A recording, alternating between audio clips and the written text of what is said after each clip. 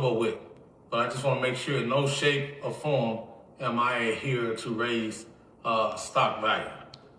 What I will say, regardless of whatever may have been going on with Mullins and the timing of Mullins, all of that has changed. Mullins is moving forward.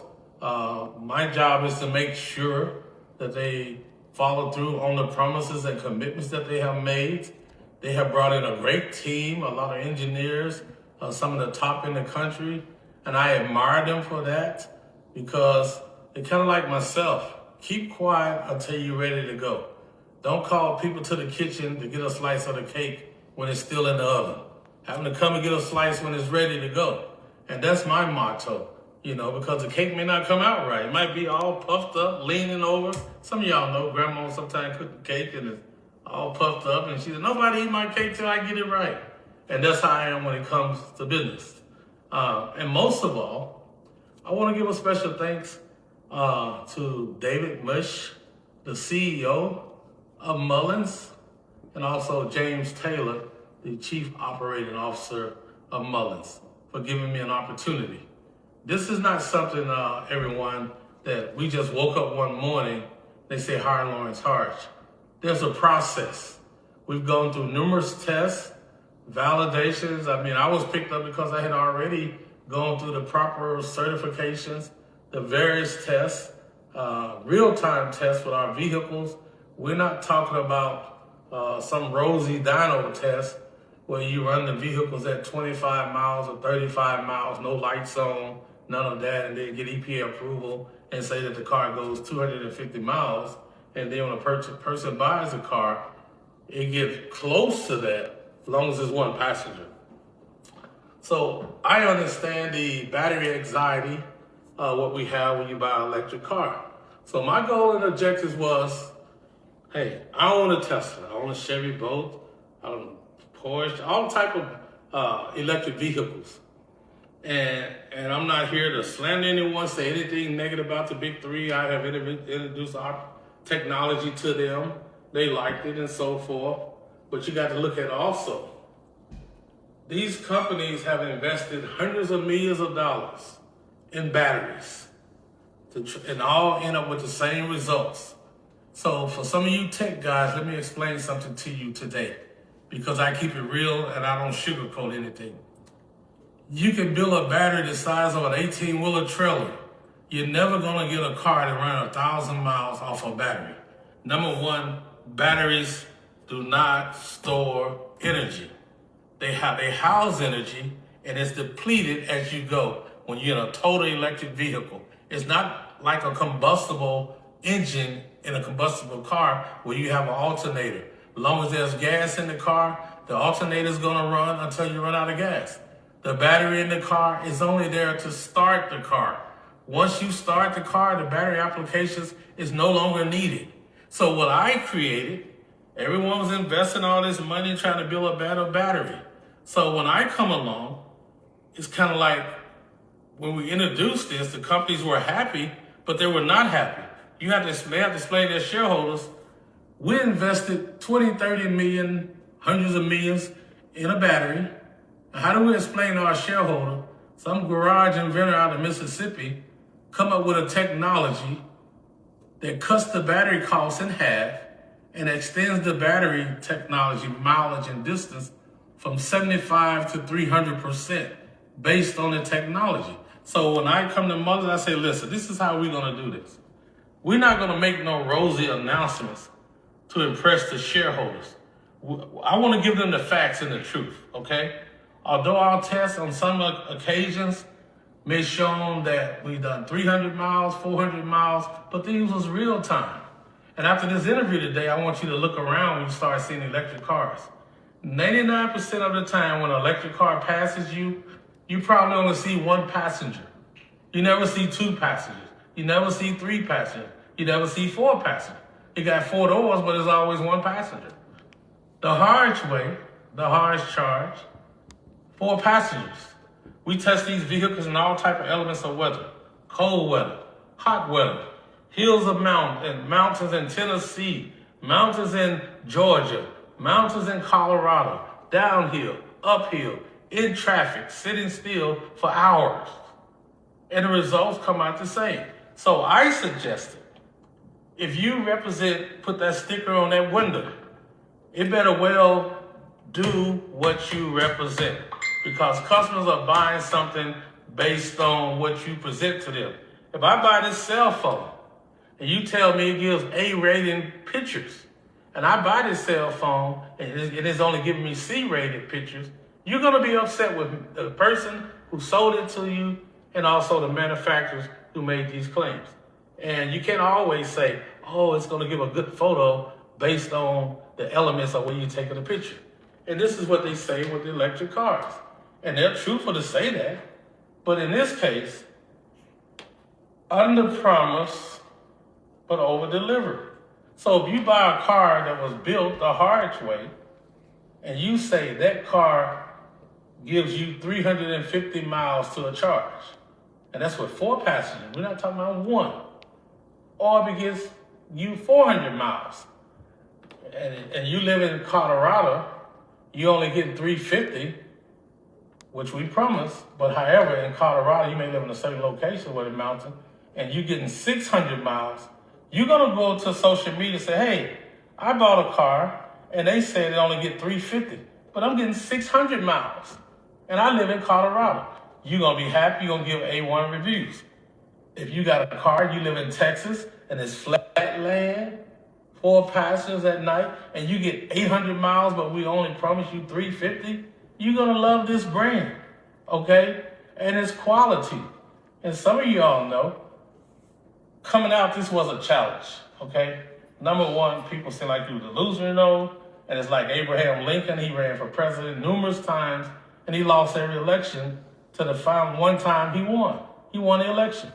So I don't wanna do business with people who never failed. I wanna do business with people that will fail trying to get where we are today, because they know we're gonna try it this time. And it may be funny, but if you knew how many, some of the inventions that I have, if you knew how many labs I blew up and walls and windows that blew up because I touched the wrong wire or I tried this and tried that, it's called determination.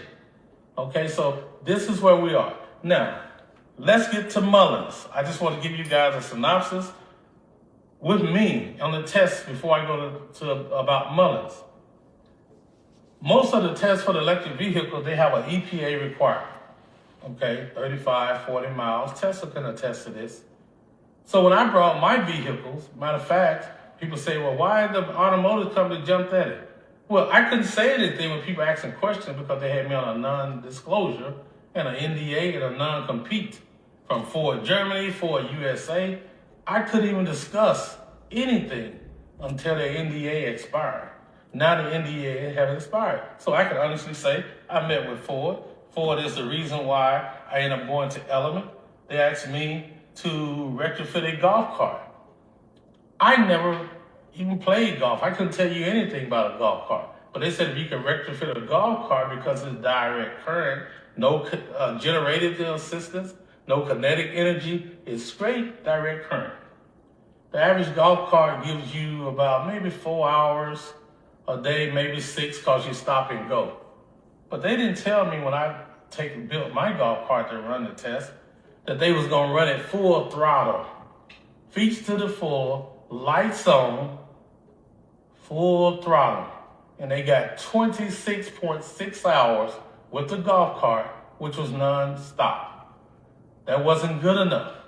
They brought a Polaris in, 6-passenger Polaris that normally runs 4 hours. Nobody driving up and down the golf carts or at Disneyland at full throttle, but they ran mine's full throttle, and they got 7 hours and 42 minutes, which is close to 300% better than what's out there now.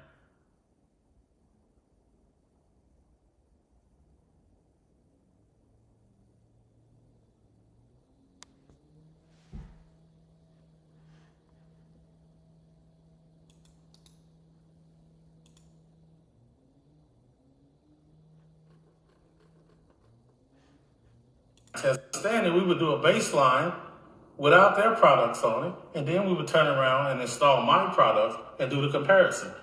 Some of you guys all know about the Chevy Volt.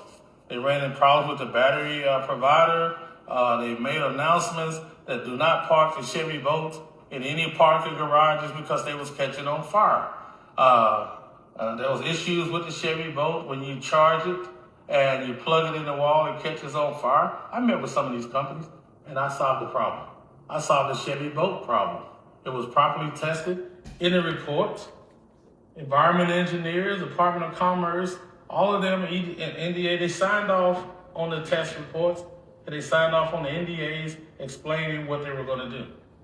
In our report, it indicates not one time that we had to shut the Chevy boat down, not one time did it catch fire, overheat. Okay? So what it means, you have to do consistency tests. Let me explain to some of you guys so you can understand this. When you run tests, you have to run numerous tests. You can't go in mass production unless the test results are consistent. It's like this cell phone. You can't mass produce a cell phone unless all the tests are consistent. And then you can go in mass production. Then you have to go to your manufacturers. Then you have to go through OSHA to make sure that when you bring something to the public, it doesn't harm the consumer. And this is why you have a lot of recalls, because sometimes we try to save a lot of money and cut costs with the products. So what we're doing, we're not using aftermarket products. We're going to do a franchise, whereas everyone that utilizes this technology is getting the same quality part. You can't go and allow China to go replicate this and put some cheap product on a good car. Okay, that's not the Hardge way, and that's not the Hardge brand. Okay, so some of you question about Tesla when I say we're going to be the next Tesla. Let me explain this to you, and let me explain this about batteries with Tesla. I own a Tesla. I retrofitted a Tesla. Only thing that I could not do with this Tesla, because Tesla has a lock on their software. So you can't get around that unless Tesla give you the code. But all the other American vehicles and all of that, I could unlock their software just like you unlock a cell phone. You can put T-Mobile, AT&T, whomever, and it works the same. And our product is classified as an aftermarket product. Let me explain that to you. An aftermarket product is like you buy this cell phone and you put this case on it. It does not affect the cell phone. It just makes it look better. Our product is plug and play, so no one has to alter their system. They don't have to change their battery or anything. It's plug and play, and it regulates, and actually what it is, it's an all-electric alternator. And that's why you get the mileage. So what happens is, if you have an alternator and you have batteries, and it's holding the energy, not storing it in the battery, but it takes the load off the battery so that it never overheats. If you buy a Ford Mustang and give it to your child, come on y'all, let's be real. The first thing they're gonna do is get in that car and drive it full throttle. And when they run the battery down, they go straight home, plug it in the wall, so they can do the same thing. The batteries hadn't even cooled off yet. And you plug it in the wall. What do you expect to happen when a battery overheats? When your cell phone gets hot, it shuts down. What is a car supposed to do when it runs hot in the battery? It's gonna shut down. Not only that, depending on the temperature, there's going to be an explosion, and it's going to burn your house down. So basically, the system we have in our test results, the batteries never overheated. Matter of fact, it never even used 100% of the batteries. So it's always rejuvenated. Okay? So once again, with that new technology, everyone don't look at it like, oh, I did something out of the norm. What I did was I thought outside of the box, okay? We're not when Einstein and Thomas Edison was working on electricity, we didn't have electric cars. When Ford worked with the T model, there was not electric cars, there was points. We went from points system with the carburetor and then fuel injection. So this is the future of tomorrow. When the Wright brothers came out with the planes, people thought they were crazy. But now you can fly a plane from one end of the country to the other. And eventually, without giving out too much information, you soon are going to see all electric planes. Yeah, you might be laughing, but it's in the works, okay? electric wheelchairs, and then let's go a little further. The Hardge way. Yes, everybody's concerned about the grid. You got all these charging stations, okay? But the technology I created is solving the grid problem, not just for cars, but for electricity. So when I first come out with it, you wanna know why it took almost 20, 30 years, everybody was trying to shut it down. They never wanted to see it hit the marketplace. The big corporations that invest a lot of money in it, and they didn't want to see this happen.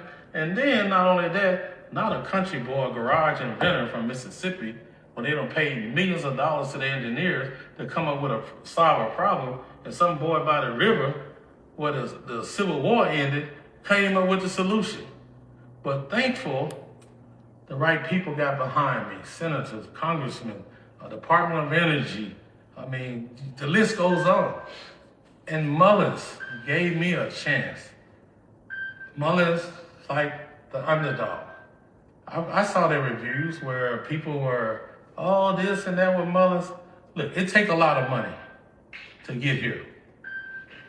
Mullins walked in a situation where I had very few people in my pocket because nobody believed in me. And Mullins gave me that chance. And when they gave me that chance, I proved out everything that they saw on paper. Now keep in mind, every company I dealt with, they didn't even care what the independent test was. They was kind of disturbed by it because they knew once this got in the right hands and people accepted it, that it was going to change the world, which it is, okay? So Mullins gave that opportunity, and we've proven this, we tested it, and I give special thanks to that, okay? And I'm talking to you guys because a lot of people's wondering why didn't the inventors speak? We just sent it out paper press release. So tomorrow, I'm gonna give you a heads up, I'm gonna be in Detroit. And we're gonna do it live in Detroit with Mullins. And you're gonna see what we're doing with the vehicles. They are ready. We're gonna be there to show you that. We're not talking about making an announcement, raise $200 million, and then come back and say, oh, it'll be ready in 23, 24. No, it's already approved. We're going in production. We're meeting the demands of all of their customers. And I'm proud to be a part of it. I'm proud to make history. Then come Monday, there's another press release going out, okay? And Monday is the granddaddy of what I created and what I'm doing. And I'm happy to have Mullins on my team because, see, I'm wise enough to know I could not handle this with 8 people on my team. This is gonna require at least 800 people or more to keep up with the demands. And now, in closing, I'm not at liberty to discuss my compensation. Mullins is a public traded company. They have to discuss my compensation. But I can surely say this to you, I will not be eating any more 4 for 4s anymore, okay? So that explains everything. And I won't be driving a car that backfire anymore. Matter of fact, I'm not anymore anyway. I'm running out of space for my cars, but I'm still humble, okay? And those that laughed at me and blasted me and thought I was like the boy that cried wolf, oh, you don't have nothing, you don't have nothing. Mullins, thank you. Because all I hear is crickets now. When those tests came back, all we hear is crickets. And now Mullins, thank you. Yes, we will be the next Tesla. And not only that, we're gonna let Saudi Arabia make their announcement, okay? And I'm at liberty to say this because I had this on the table before Mullins come in, but now Mullins our partner. And this is not what somebody said or what you heard, this is reality. $10 billion contract with Saudi Arabia and more to come. Now let Saudi Arabia make the announcement in the next 2 weeks.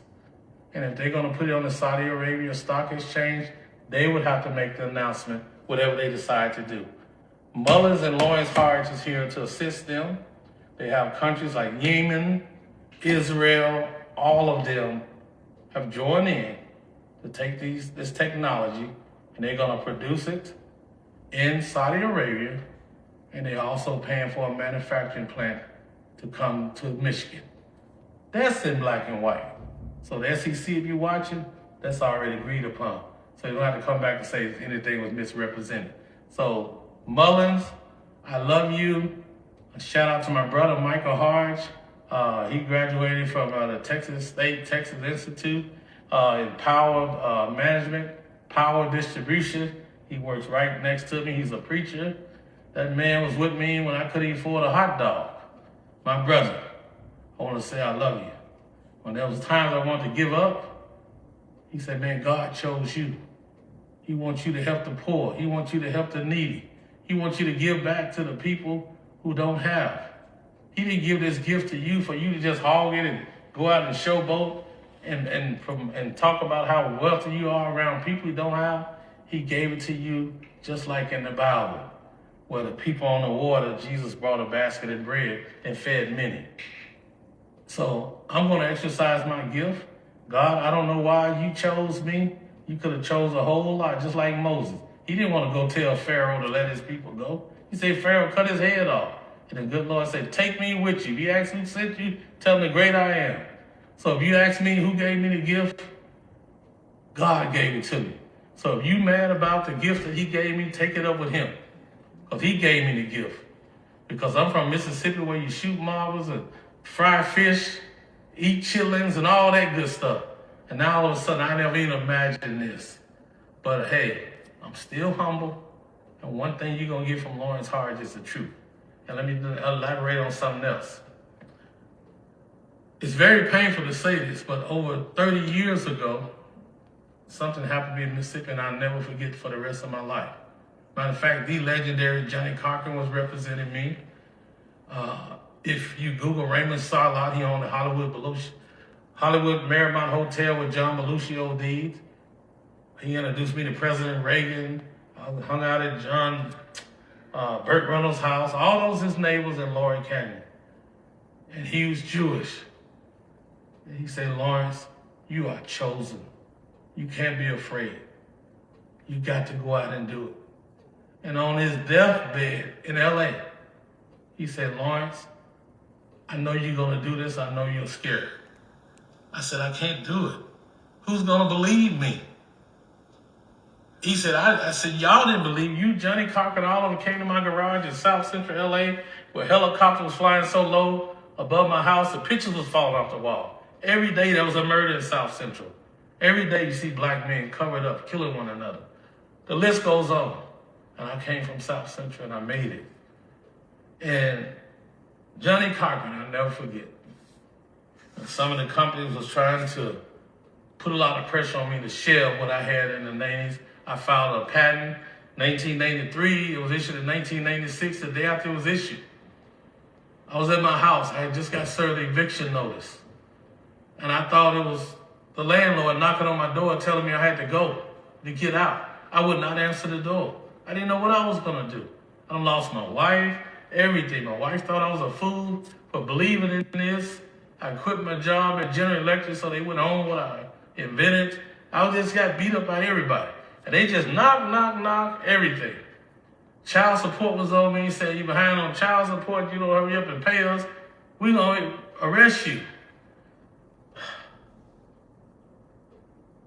And he kept knocking on the door all day. And then I said, maybe they saw me sneaking in. And when I opened the door, it was the neighbors.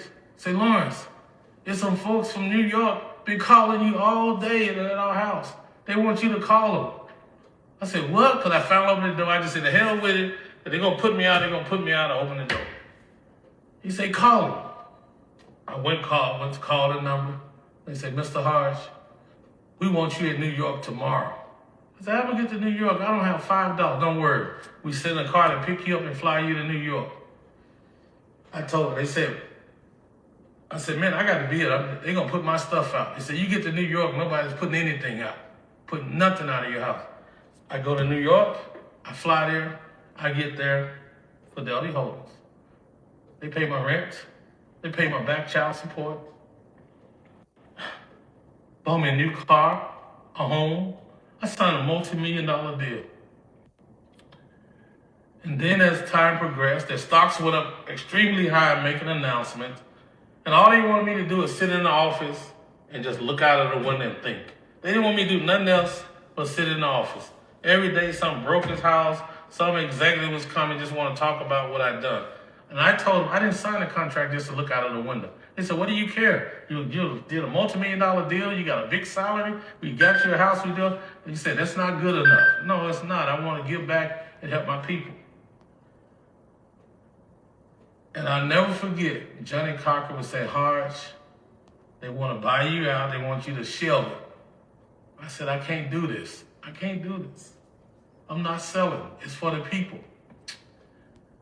And this is true story. I got a movie deal and a book deal behind what is taking place. And I said, I can't do this. And the next thing I look up, he said, Mr. Hardge, I'm already a millionaire. I'm in New York. You remember 5 years ago when you started a company in Mississippi and you sold some shares on the Blue Sky Law? I said, well, I didn't sell anything. They had people running it. Well, anyway, they didn't pay the $50 to register the shares. Are you kidding me? And I gave a lawyer $10,000. Y'all told me everything was okay.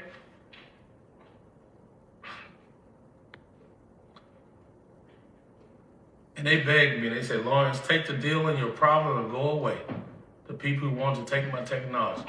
I refused to. The day of the go to the hearing, they told me, plead no contest. I'm telling my lawyer, why am I pleading no contest? He said, did you read the papers? They talking about giving you 40 years. If you go into court, they're going to give you a non-adjudicated sentence and you'll never have a criminal record. I said, well, why am I pleading no contest? I go into court and they gave me 24 years. I wasn't supposed to be released until 2025. When I come out, I did almost 5 years. And while I was in there, I practiced law. I probably got about 30 people out of prison. And I was thinking and working because that's all I had to do to keep me going. That's all I knew was inventing. And then I come out and Raymond Sala, he kept every letter that I written to him while I was in there. And a guy, Fred Bastion, a famous writer in LA, we all got together. And now I pushed my things, my fire extinguisher, I created it. It helped me, and here I am today. And sometimes I ask myself, is it worth it? I lost my family. The day I got out of prison, my daughter's mother passed away with a heart attack. I couldn't even go to the funeral. So, and even today, come Monday, is my birthday. I'm going to be in Washington, D.C. doing something major. And this is the greatest birthday gift I could ever ask for.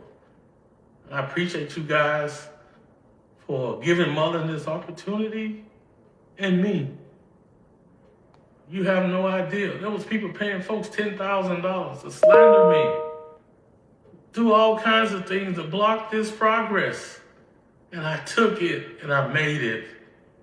So now it's too late. It's in the right hands. And the whole world is going to use it. And God, thank you for picking this country boy from Mississippi. And look forward to tomorrow. More to come. And Monday in D.C. on my birthday, the biggest deal. And all this, I want you to tell you guys, it's not something we're working on. It's already been signed. So I want the people from D.C. to tell you what I've done. I love y'all. Thank you for taking the time out. And I'm sorry, I know grown men ain't supposed to cry, but these are tears of joy. And if I could do it all again, forget about all the billions, all I wish I had was my family. I wish I had them back. But it's too late and life goes on. I did what God asked me to do, and it's over with. Y'all be blessed.